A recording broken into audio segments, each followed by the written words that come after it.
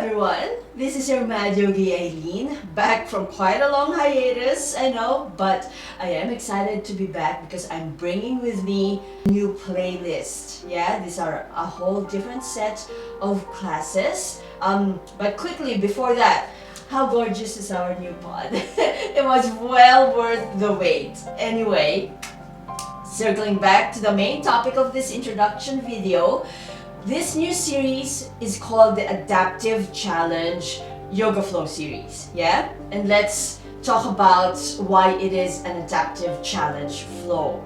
Adaptive, meaning to say, if you have any injuries or tightness in the body or any conditions that limit your range, that limit your maybe speed or limit your capacity to hold poses for very long times, these classes are perfect for you. It's also perfect for those beginners because we go through modifications for some of the most common poses and some of the most common flows, yeah, in our yoga industry.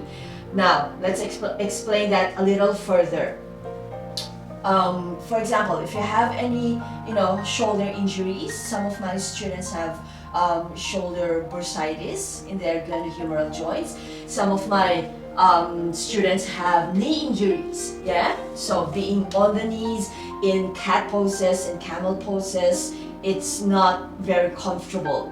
Going back to shoulders, shoulder extensions for those with shoulder joint injuries or just tight muscles in the upper back and the upper trapezius and the rhomboids. Being up with your arms like this, for example, in downward facing dog, it can be very uncomfortable.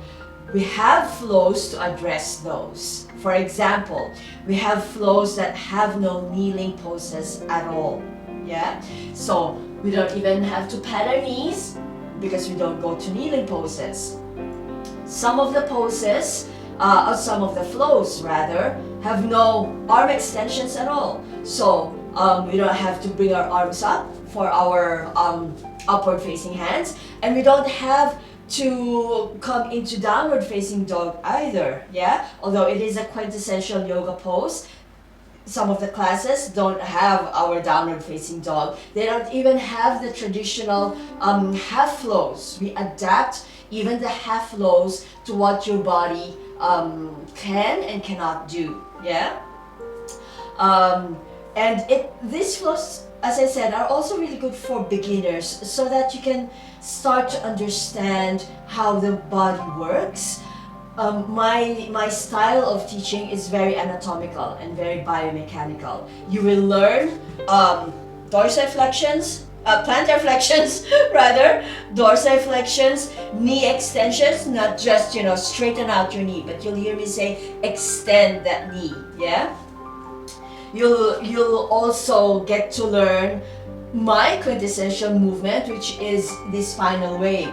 So waving the spine up, lengthening up, my favorite cues of hug and lift, that meaning to say, feel your body being squeezed in and up, as if you're sculpting a pot on a potter's wheel, you're squeezing in and up. And all of those teach us about our body.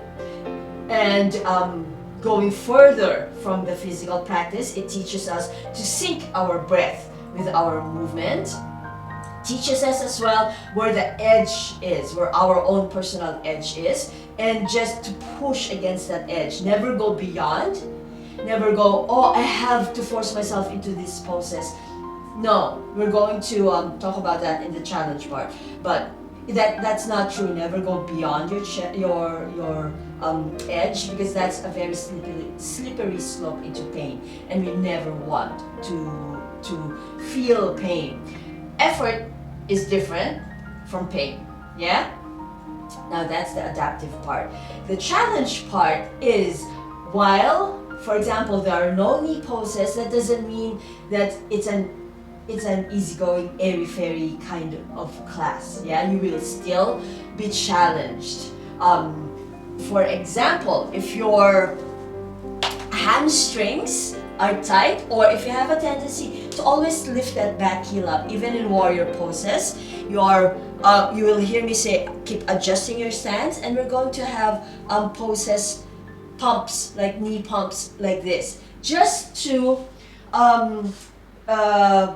challenge the body into accepting the poses and the flow. It's all about rewiring our brain and our nervous system so that they don't trigger the contraction of the muscles, which a lot of tight muscles actually come from. It comes from maybe subconsciously we are fearing the pose or we are fearing the flow, so our nervous system will naturally save us from that, from what we perceive as a threat, and lock up our muscles. Yeah, it's all about biology and physiology. So we repeat poses, and that is part of the challenge to make our system relax and accept what we're doing. And eventually, at the end of our 2-week cycle, and that's my invitation to you, do the flow or in 2-week cycles. At the end of that, you'll find that you've loosened up a little bit, you've gained a little bit more strength, you've gained a little bit more length in your muscles, and beyond the physicality of our classes, the adaptive challenge also applies to our psycho-emotional state. Yeah, it's not all about the physicality of our flows. These classes are very introspective, and admittedly one of the scariest things that we can do in our lifetimes is to be introspective, is to hold up a mirror in front of us, whether that's metaphorical or literal, and assess ourselves. Yeah, it's one of the scariest things that we can do, but that is the invitation for these flows.